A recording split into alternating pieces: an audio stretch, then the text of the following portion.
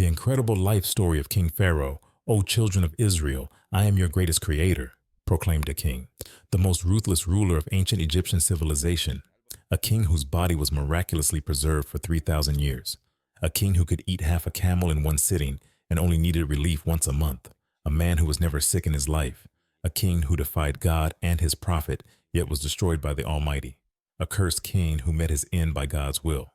Pharaoh is the worst criminal in hell. The merciless Pharaoh is mentioned 74 times in the Holy Quran, most often in reference to tyranny and arrogance. Pharaoh, with his loyal servants and workers, took control of the entire land. As time passed, his influence grew even stronger in Egypt, which fueled his arrogance. According to the customs of Egypt at that time, Pharaoh was seen as a deity, with worship directed toward him in all temples. This lie had even convinced him. Pharaoh truly believed that he was a god worthy of worship and that he was the creator of all things. A dream Pharaoh had deeply affected him. This dream led him to a murderous course of action. In his dream, he saw a fire that burned all the Egyptians, except the Israelites. When he woke up, Pharaoh summoned all the dream interpreters and magicians in the land to explain its meaning. They interpreted the dream, saying that a child born from the Israelites would cause the downfall of the Egyptian kingdom.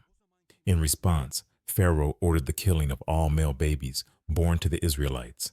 The soldiers set out to carry out this massacre, and then Prophet Moses was born. His mother had no way to protect him from the cruel soldiers. There was only one thing she could do: pray to God. She prayed sincerely to God, for no one but him could save her from this dire situation. After her heartfelt prayer, a divine favor came from Allah. This moment is described in the Quran as follows: "Nurse him, but when you fear for him, cast him into the river. Do not be afraid. We will return him to you and make him one of the messengers." His mother nursed him, and as the soldiers approached her home, she took her son and hurried toward the Nile. She placed her baby in a small basket and set it afloat on the river. Prophet Musa's sister secretly followed the basket as it drifted downstream, eventually arriving in front of Pharaoh's palace. Pharaoh's wife, Asiya, one of the 4 greatest women of paradise, noticed the basket in the current. Asiya was a faithful woman who endured great suffering at the hands of Pharaoh, a cruel tyrant. Despite all the hardship, her heart remained full of faith. When Asiya approached the basket and lifted the cover, she was astonished. Seeing the innocent baby lying unaware, her heart was filled with peace and serenity. She took the baby to Pharaoh and told him she loved the child and asked him not to harm him. This moment is described in the Quran as follows: Pharaoh's wife said, "A delightful child, do not kill him. He may be of benefit to us, or we may adopt him as a son." Pharaoh was convinced, and Prophet Musa began to grow up in the palace. News soon spread throughout the palace. A wet nurse is needed for the baby.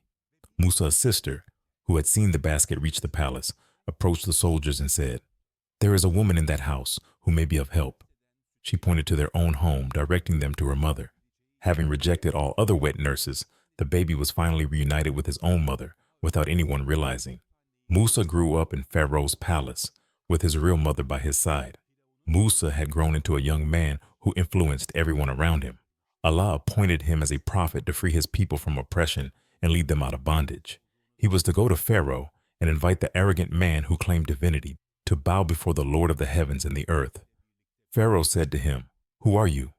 Musa replied, "I am the messenger of the Lord of all the worlds." Pharaoh was astonished and reminded Musa that he had raised him, accusing him of ingratitude. Pharaoh then asked, "And who is this Lord of all the worlds?" Musa responded, "If you truly seek the truth, know that he is the Lord of the heavens, the earth, and everything between them." Pharaoh warned, "If you take any god besides me, I will throw you into prison." Musa replied, "Even if I bring you something clear and undeniable?" Pharaoh challenged him, "If you are telling the truth, then bring it forth." At that moment, Musa threw down his staff, and to their amazement, it turned into a serpent before their eyes. In response to this, Pharaoh summoned all his magicians. He gathered 70 of the most skilled sorcerers and magicians from all over the world to Egypt.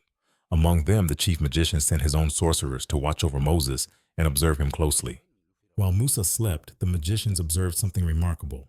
His staff stood guard at his bedside, moving as if it were alive. The chief magician, shocked by what he heard, said fearfully, "No sorcerer can have a staff that moves while he sleeps. He may not be a sorcerer at all."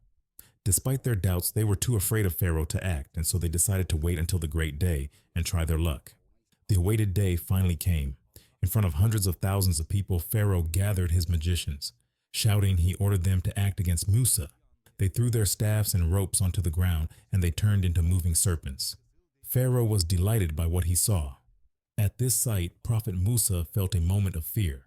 Then Allah commanded him, "Throw down what is in your right hand." Musa obeyed and threw his staff, which immediately transformed into a massive serpent, covering the entire arena. It devoured everything the magicians had conjured. Pharaoh was horrified.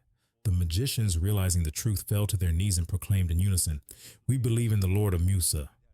Furious, Pharaoh shouted, "You believe in something without my permission? I will have you all crucified." And he executed them all. Because of fear of Pharaoh's cruelty, only a small number of people dared to believe in Musa. For years, Pharaoh was tested by Allah with drought and famine for his disbelief in the messenger. Many other calamities plagued Egypt for a long time. Finally, Prophet Musa decided to leave Egypt with his people. Upon hearing this, Pharaoh and his army secretly pursued them, planning to attack. When Musa and his people reached the Red Sea, Pharaoh and his forces were close behind. In front of them was an impossible barrier, an immense sea. Allah commanded Musa, "Strike the sea with your staff." And suddenly the sea parted into two. Pharaoh and his army were left in shock. Musa and his people crossed through the path in the sea. Pharaoh, determined to follow, led his army into the sea, but Allah caused the waters to close in on them, and they all drowned. As Pharaoh was drowning, he tried to repent, but it was too late. The Quran describes this moment. "Now, while you had previously rebelled and were among the corruptors, today we will preserve your body, so that you may be a sign for those who come after you. But indeed, many among mankind are heedless of our signs." In 1881, during the excavation of the Suez Canal near Jebalain, a British research team discovered an unembalmed but miraculously preserved body. It was identified as being 3,000 years old and belonging to none other than Pharaoh. May Allah protect us from the arrogance and selfishness that consumed Pharaoh.